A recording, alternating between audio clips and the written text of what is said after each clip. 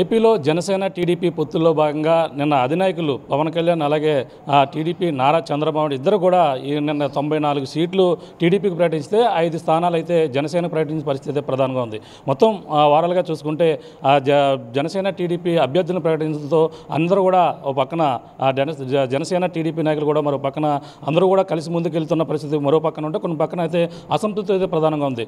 వారాలుగా పరిణామాలు ఏ విధంగా ఉన్నాయో తెలుసుకునేందుకు టీడీపీ సీనియర్ నాయకులు పొలిట్ బ్యూరో సభ్యులు రాజమండ్రి రూరల్ ఎమ్మెల్యే గొర్రెలబుచ్చే సీనియర్ నాయకులు గొర్రెలబుచ్చే చౌదరి గారు మాట్లాడారు. సార్ చెప్పండి, ఏంటి నిన్న టికెట్లు అధినాయకులు ప్రకటించారు, పొత్తుల్లో సీట్లు ప్రకటన ఏ విధంగా ఉందండి మొత్తం రాష్ట్ర వ్యాప్త పరిణామాలు?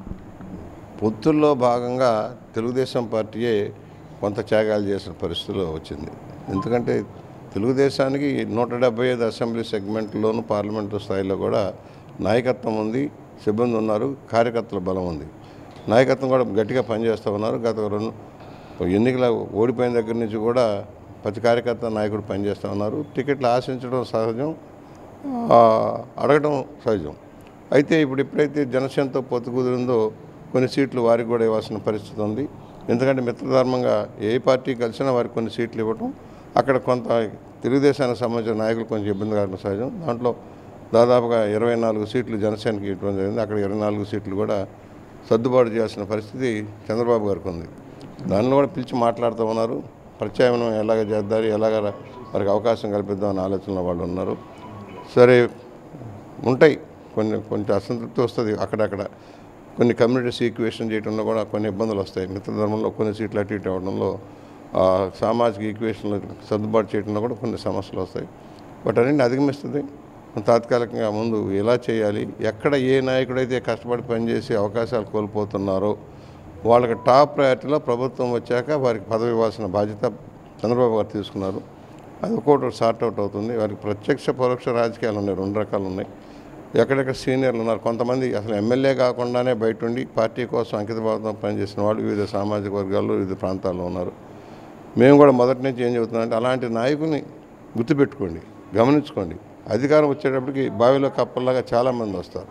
ఇప్పుడు రికార్డ్ చేసుకొని ఎవరైతే ఆర్థికంగాను శారీరకంగాను కష్టపడి పార్టీని నిలబెట్టారో, బాధితులయ్యారో వాళ్ళందరినీ కూడా టాప్ ప్రయారిటీలో మనం చేయాలనేది నా ఉద్దేశం. అదే బాబు గారికి కూడా చెప్పాను. ఆ విధంగా వర్కౌట్ చేస్తారని నేను నమ్ముతున్నాం. గతంలో కొన్ని లోటుపాట్లు జరిగేవి, అలా కాకుండా ఇప్పుడు అలాంటి ఐడెంటిఫై చేసుకొని కనీసం ఒక 100-150 మంది ఇంపార్టెంట్ కీ రోల్స్ ఇవాళ మనకున్నారు. అలాంటి వాళ్ళు రాష్ట్ర వ్యాప్తంగా వాటన్నిటిని లోకేష్ గారు కానీ బాబు గారు కానీ ఐడెంటిఫై చేసుకొని రాబోయేలో ప్రయారిటీ బేసిస్లో వాళ్ళు కూడా బ్యాలెన్స్ చేస్తే బాగుంటుంది నా ఫీలింగు. సరే, దీంట్లో ఉంటే చిన్న లోటుపాట్లు అవన్నీ పట్టించుకోవాల్సిన అవసరం లేదు. ఇప్పుడు నాదంతా నేను ఆగినంత మాత్రాన్ని నేనే కుంగిపోవాల్సిన అవసరం లేదు. నేను what I am I know, what is going to be happen I know. For that reason some problems may arise. అదేం ప్రాబ్లం లేదు దాని గురించి. మా కార్యకర్తలు ఏంటి ఇది సీనియర్ మోస్ట్ ఇంకా ముందు లిస్టులో రాలేదనే ఫీలింగ్లో ఉంటారు. అయితే నిన్ననే చెప్పారు, ఆల్రెడీ యూఆర్ క్లియర్డ్. అవతల వాళ్ళు కొంత సర్దుబాటు చేసుకోవడం ఆలస్యం అవుతుంది, దాన్ని కొంచెం సర్దుబాటు చేసుకొని దాకా వాళ్ళు టైం అడిగారు. అంటే మొదటి లిస్టులో సీనియర్లు కావచ్చు, ఎవరైతే వైసీపీ నుంచి వచ్చినటువంటి ఎమ్మెల్యేలు కావచ్చు, ఆ స్థానం లేదంటూ మొదటి సీట్లో రావకపోవడం కొంచెం అసంతృప్తి ఉందంటే అంటున్నారు. ఎలా చూడాలని మీ పేరు కూడా మొదటి లిస్టులో రాకపోవడం? సరే, నేను 42 సంవత్సరాలు ఎన్నో ఆటుపోట్లు ఎదుర్కొన్నా, గౌరవాలు పొందాను, అవమానాలు పొందాను. ఐ డోంట్ బాదర్ ఫర్ అన్నిటికీ అతీతం. నాకు పార్టీ శ్రేయస్సు ముఖ్యం. ప్రజల కోసం రాజకీయం అనేది ప్రజల కోసం, ప్రజా సంక్షేమం కోసం, అభివృద్ధి కోసం అనేది నా ధ్యేయం. అందుకని నా గ్రూపులు ఉండరు. నేను గ్రూప్ రాజకీయాలు చేయను, వ్యక్తిగత ప్రయోజనాలు ఆశించను. రాష్ట్రం ఏదైనా అభివృద్ధి చేయాలి ప్రతి ప్రాంతం. నేను 5 ఏళ్ళు కింద రాజమండ్రి బ్రహ్మాండంగా అభివృద్ధి చేశాను. 4 సార్లు ఎమ్మెల్యేగా ఒక బ్రాండ్ ఇమేజ్ కల్పించాను. మరలా 14లో అనుకోని పరిస్థితులు నన్ను రూరల్ నియోజకవర్గంలో పోటీ చేయాల్సి వచ్చింది. అందరూ హక్కును చేర్చుకున్నారు. అందరూ ఓడిపోతారు అనుకున్న రోజున 20,000 పైచలకు మెజార్టీతో నేను గెలిపించారు. అభివృద్ధి బాగా చేశాను 5 ఏళ్ళు. మళ్ళీ కావాలని కోరుకున్నారు, మళ్ళీ అక్కడే పెట్టారు. 19లో కూడా ఇంత కష్టకాలం నన్ను గెలిపించారు. 6 సార్లు గెలిచాను. డబ్బుతోటో ధనంతోటో కులబలం కాదు, అందరి సహకారం, ప్రజా సంక్షేమం కోసం పనిచేస్తానని ఆ సహకారంతో గెలిచాను. రేపు దానికి కట్టుబడి నేను పనిచేస్తాను. ఒకటే చెబుతున్నాను, నేను ఎక్కడున్న అభివృద్ధి నా ధ్యేయం. ప్రతి గ్రామాన్ని, ప్రతి పేటని సామాన్య జనాలకు అందుబాటులో ఉండి పనిచేయడమే నా లక్ష్యం. ఏజ్ ఫ్యాక్టర్ కూడా కాదు. నాయకులు ఉన్నారు, అనేక మంది నాయకులు ఉన్నారు, త్యాగాలు చేసిన వాళ్ళందరికీ కూడా న్యాయం చేయాలి. పార్టీని నమ్ముకున్న కార్యకర్తకి న్యాయం చేయాల్సిన అవసరం ఉంది. ఇది నాదే కాదు, రాష్ట్ర వ్యాప్తంగా చేయాలి. దానికోసం నేను పార్టీలో అంతర్గతంగా కూడా పోరాటం చేస్తూనే ఉంటాను. దాంట్లో తగ్గేది లేదు. కార్యకర్తలకు న్యాయం చేయాలి అనే భావనలో నేను ఎప్పుడూ కృషి చేస్తాను. నాకు చేతనంత చేశాం. అవకాశాలు తక్కువ ఉన్న పరిధిలో చేశాను. కొన్ని వేల మందికి ఉపాధి కల్పించగలిగాను, ఉద్యోగాలు ఇవ్వగలిగాను. ఇవాళ ఈ ప్రభుత్వాలు విధానాల్లో మార్పు రావడం వల్ల కొన్ని ఇబ్బందులు ఉన్నాయి. అవన్నీ కూడా మనం సార్ట్అవుట్ చేద్దాం. అదే ప్రధానంగా చూసుకుంటే రాజమండ్రి రూరల్లో మొదటగా జనసేన అన్నారు, తర్వాత టీడీపీ మీరు కూడా అనుకున్నది సాధించారని ప్రధానంగా చెప్పవచ్చు. కానీ ఈ పరిణామాలు చూసుకుంటే ముద్దులతో ఏ విధంగా ముందుకు వెళ్తారు? ఇప్పుడు ముందు కొంతమంది జనసేన అసంతృప్తితో ఉన్నటువంటి పరిస్థితి ఉంది. అవన్నీ కూడా డిస్టర్బెన్స్ పొత్తు ధర్మాన్ని మర్చారనుకోవాలి. ఇవాళ రకరకాలుగా కార్యకర్తల్లో ఉండదు. ఇప్పుడు రాజానగరం స్ట్రాంగ్ తెలుగుదేశం త్యాగం చేసిందా పార్టీ? కార్యకర్తలు త్యాగం చేశారు కదా. ఇవాళ ఎక్కడిచ్చినా పార్టీ త్యాగం చేస్తుంది. ఇప్పుడు నన్ను అడిగారు నా సీటు, నేను మొదటి నుంచి ఒకటే మాట చెప్పాను, పార్టీ అధినాయకత్వాలు అనౌన్స్ చేసేదాకా ఇది నాది అని చెప్పుకోవడం మంచిది కాదు. ఇప్పుడు ఐఎమ్ సిట్టింగ్ ఎమ్మెల్యేగా నాకు రైట్ ఉంది. ఇస్తానని చెప్పారు కనుక, నేను పోలిట్ బ్యూరో మెంబర్ని కనుక, పార్టీ కోసం ఫైటర్ని కనుక నాకు ఇస్తారని నమ్మకం ఉంది, ఇవ్వాల్సిన బాధ్యత ఉంది. అయినా కూడా నేను ఏమన్నాను, పార్టీ అధినాయకత్వం నిర్ణయించేదాకా నేను మాట్లాడను. నేను అనౌన్స్ చేసుకోలేదుగా, నేను చేసుకోగలను. నాదే సీటు, నేను ఇక్కడ జెండా పాతాను, నేను ఇక్కడే ఉంటాను, ఇక్కడే పనిచేస్తాను చెప్పగల శక్తి ఉంది. చెప్పలేదు నేను అలా. నేను క్రమశిక్షణ గల నాయకుడిని, పార్టీకి బాధ్యతలు చేసినవాడిని కనుక బాధ్యతాయుతంగా ప్రవర్తించాం. సరే, ఇవాళ కూడా నేనేం ఎవరిని సీట్ల కోసం దేబరించి పాకులాడి రికమెండ్ చేసుకోవడం అవసరం లేదు. నాకు గాడ్ ఫాదర్స్ లేరు. నేనే అనేక మందికి అవకాశం కల్పించిన వాడిని. అయినా కూడా నేను ఎక్కడా కూడా ఎవరిని ప్రాధేయపడలేదు, ఎవరిని నా సీట్ సంగతి ఏంటని తేల్చమని అడగలేదు. లోటుపాట్లు ఉన్నాయి, వాళ్ళు చూసుకుంటారు పెద్దలు.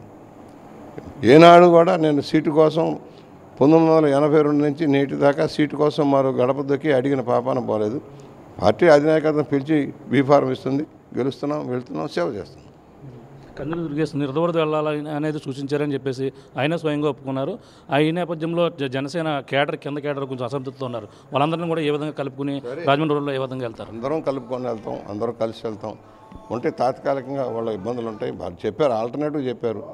ఆయన వెళ్ళదలిస్తే రాజానగరం వెళ్ళి ఉండొచ్చు, లేకపోతే ఇప్పుడు నెదబోలు అంటున్నారు. నాకైతే తెలియదు, ఏం జరిగిందో నాకు తెలియదు. నా వరకు ఏంటంటే క్లారిటీ మీది ఆల్రెడీ క్లియర్. వాళ్ళు అడిగారు, తాత్కాలికంగా మేము దాన్ని ఫస్ట్ లిస్ట్లో అనౌన్స్ చేయట్లేదు, మీ ఇబ్బందే, దానివల్ల ఒక సీనియర్ మోస్ట్ నాయకుడికి న్యాయం జరిగినట్టు కాదు అనే ఫైనల్లో నాకు చెప్పారు. సరే, నేను కూడా సర్దుకున్నాను. దాని గురించి పెద్ద నేను కూడా ఏమైనా కామెంట్ చేశాను, మాట్లాడాను, వెంటనే రియాక్ట్ కాదు. సరే, వాళ్ళ కేటర్ని వాళ్ళు చూసుకుంటారు. నా వరకు ఏంటంటే పార్టీలో అన్ని వర్గాలు ఉన్నారు. నాకు పార్టీలో కులంతో ప్రమాణం లేదు. కులంతో అయితే నేను ఎన్నిసార్లు గెలవను, కులంతో గెలవాలి. అన్ని సామాజిక వర్గాలు గెలిపిస్తున్నాయి, వాళ్ళతో పాటు ఉంటాను. రేపు అందరూ కలుపుతారు. జనసేన నాయకులను కూడా కలుపుకొని వెళ్తాం, కలిసే పని చేయమనేది రాష్ట్ర వ్యాప్తంగా. ఎవరైనా అక్కడ అసంతృప్తి చెందిన రాష్ట్ర వ్యాప్త ప్రయోజనాల కోసం, రాష్ట్రాన్ని బాగు చేయడం కోసం అందరూ కలిసి వెళ్ళమనేది పార్టీ లక్ష్యం. ఒక అడుగు వెనక్కి తగ్గైనా అందరిని కలుపుకొని వెళ్ళడమే లక్ష్యంగా పనిచేస్తాం. అంటే పవన్ కళ్యాణ్కి అనుకున్న స్థానాలు ఇవ్వలేదు, జనసేనకి కనీసం పావువంతు సీట్లు కూడా ఇవ్వకుండా అవమానించారంటూ వైసీపీ నాయకులు చెల్లిబోని వేణు కావచ్చు వీళ్ళందరూ కూడా కామెంట్ చేసిన పరిస్థితి. పనికిమాల చెత్త మాటల నుంచి నేను పట్టించుకోను. ఈ డ్రామాలు, హై డ్రామాలు, ఈ ఊరికే గిమ్మిక్లు చేసే వాళ్ళ గురించి నేను పట్టించుకోను. పార్టీ ఇష్టం. వైఎస్ఆర్ పార్టీలో వాళ్ళు ఎందుకు ట్రాన్స్ఫర్లు చేశారు? ఇవాళ రామచంద్రపురంలో అంత గొప్పగా పనిచేసి అద్భుతాలు సాధించే మంత్రి గారు ఎందుకు పైనుంచి ఇక్కడ పడ్డారో మీరు అర్థం చేసుకోండి. అంత అభివృద్ధి చేస్తుంటే సామాజిక వర్గాన్ని న్యాయం చేసి ఆ సామాజిక వర్గం ఎందుకు వ్యతిరేకించింది? అవన్నీ అనవసరం. పార్టీ ఒక నిర్ణయం చేసింది, దాంట్లో పొత్తుల వల్ల ఎవరిని గెలుగుతారు? పవన్ కళ్యాణ్ గారు చెప్పారు, మనం విషయాలు గత ఎన్నికల్లో వచ్చిన ఓట్ల శాతం, సీట్ల శాతం అని కూడా దృష్టిలో పెట్టుకొని ముందు అధికారంలోకి వెళ్ళాలి, మనం కూడా అడుగు పెట్టాలి, అసెంబ్లీలో మన వాణి వినిపించాలి. దానికోసం మేము ఒక ప్రయత్నం చేస్తున్నాం. ముందు అసెంబ్లీలోకి వెళ్ళి ఒక కార్యాచరణతో ముందుకు సాగి రాష్ట్రాన్ని దుర్మార్గాన్ని పంపించడం కోసం మనం ఒక కార్యాచరణలో వెళ్తున్నాం, కలిసే వెళ్దాం అని ఆయన చెబుతుంటే ఎవడో పార్టీ వాడిని మా గురించి మాట్లాడేది ముందు వాళ్ళ ఇల్లు వాళ్ళు చక్కబెట్టుకుంటే గొప్ప. అదే మొదటి నుంచి కూడా టికెట్ నాదే, గెలిచేది నేనే మొదటి నుంచి చెప్పుకొస్తున్నారు. ఏ విధంగా రూరల్లో ఏ మెజార్టీతో గెలవబోతున్నారు మీరు? బ్రహ్మాండంగా గెలుస్తాం చాలా. ఎందుకంటే ఇవాళ మొన్న ముగ్గురు కలిసి మూడు పార్టీలు పోటీ చేసినాయి. ఇవాళ 2 పార్టీలు వెళ్తాయి. ఎవరో ఉంటారు ఇండిపెండెంట్లో, ఎవరైనా ఉన్నా కూడా 2 పార్టీలు పనిచేస్తున్నాయి. 2 పార్టీలు కలిసి పనిచేస్తున్నాం కనుక మెజార్టీలు పెరిగే అవకాశం ఉంటుంది. ఒకటి, రాగద్వేషాలకు అతీతం. నాకు ఇన్ని సంవత్సరాల చరిత్రలో ఎవరైనా మచ్చేసారా? నాకు అవినీతి మరకలేమనంటే నేనేం లైసెన్సులు తేలేదు, కాంట్రాక్టులు తీసుకోలేదు, దోపిడీ చేయలేదు, ఎవరి దగ్గర చందాలు వెళ్ళలేదు, మాఫియాలు చేయలేదు. నాకు ఒక క్లీన్ ఇమేజ్ ఉంది.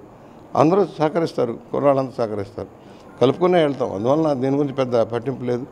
నేను ఒక ప్రణాళిక రాజమహేంద్రవరం రూరల్లో ఒకప్పుడు నేను రాజమండ్రి రూరల్లో అనేక ప్రాంతాలకు సృష్టికర్తను. ఎవరేమనుకున్నా ధవళేశ్వరంలో ఎర్రకొండ కావచ్చు, ఒక రాఘవేంద్ర నగర్ కావచ్చు, ఒక బుచ్చినగర్ కావచ్చు, ఒక సంతోష్ నగర్, ఒక భవానీపురం, ఒక చెంచుకోలని, ఒక శాటిలైట్ సిటీ లాంటివన్నీ బుచ్చి చౌదరి సృష్టిలో వచ్చినాయి. రాజమహేంద్రవరంలో వాటర్ స్కీమ్ దగ్గర నుంచి గోదావరి గట్టును మొత్తం పరివాహక ప్రాంతాన్ని డెవలప్మెంట్ చేయడంలో కానీ, రోడ్లు వైశాలం చేయడంలో కానీ అనేక ఉన్నాయి. చెప్పుకుంటే చాంతాడంత అయిపోతుంది నేను చెప్పుకుంటే. ఒక అందరికి అధికారులకు తెలుసు, అందరికీ తెలుసు అభివృద్ధి ధ్యేయంగా పనిచేసిన బుచ్చి అనేది రేపు రూరల్ మండలంలో ఏం చేయాలో నాకు తెలుసు. ఆమె పూర్తి నాలెడ్జ్ ఉంది. 5 సంవత్సరాలు, ఈ 5 సంవత్సరాలు కూడా అధికారం ఉంటే ఇంకో రకంగా ఉండేది. మా వాళ్ళు నాకు అధికారం అప్పచెప్పినా చేయలేకపోయాం. ఎందుకు చేయలేదంటే ఒక అస్వదృష్టితోటి ప్రభుత్వం అసలు అభివృద్ధి లేదు. నా దగ్గర ఏమిటి, వాళ్ళు ఎమ్మెల్యేలే ఏడ్చిపోతూ ఉన్నారు ఎక్కడ అభివృద్ధి లేకుండా పోయిందని. నేను అభివృద్ధి లేకుండా పోయింది. నేను ప్రణాళిక రహదారుల్లో కానీ హౌసింగ్లో కానీ జరిగిన తప్పులన్నీ కూడా సరి చేసుకుంటూ ప్రతి ఒక్క ఉపాధి కలిపే లక్ష్యం కోసం పనిచేస్తాం. ఆ వైపు మేము దృష్టి సారిస్తాం. Okay sir, thank you sir, congrats, all the best sir.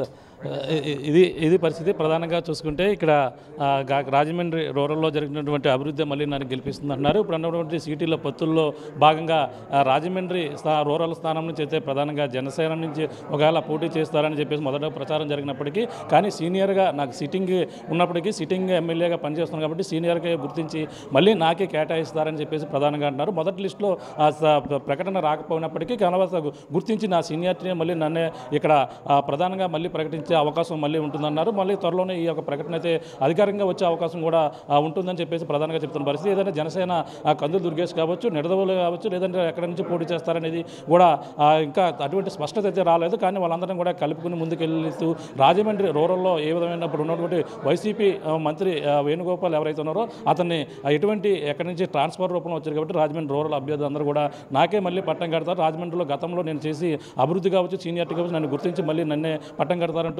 ఏది ఏమైనా అందరినీ కలుపుకుంటూ మళ్ళీ రాజమండ్రి రూరల్లో నెగ్గేది నేనంటూ గోరంట్ల బుచ్చే చౌదరి అయితే చెప్తున్న పరిస్థితి ప్రధానంగా ఉంది. ఇది కూడా రాజా పరిస్థితి. ఇక రమతో ప్రకాష్ RTV రాజమండ్రి రూరల్ నుంచి. మరిన్ని వీడియోస్ కోసం ఛానల్ ని సబ్స్క్రైబ్ చేయండి. లేటెస్ట్ అప్డేట్స్ కోసం వాట్సాప్ ఛానల్ ని ఫాలో చేయండి. అండ్ లింక్ డిస్క్రిప్షన్ లో ఉంది.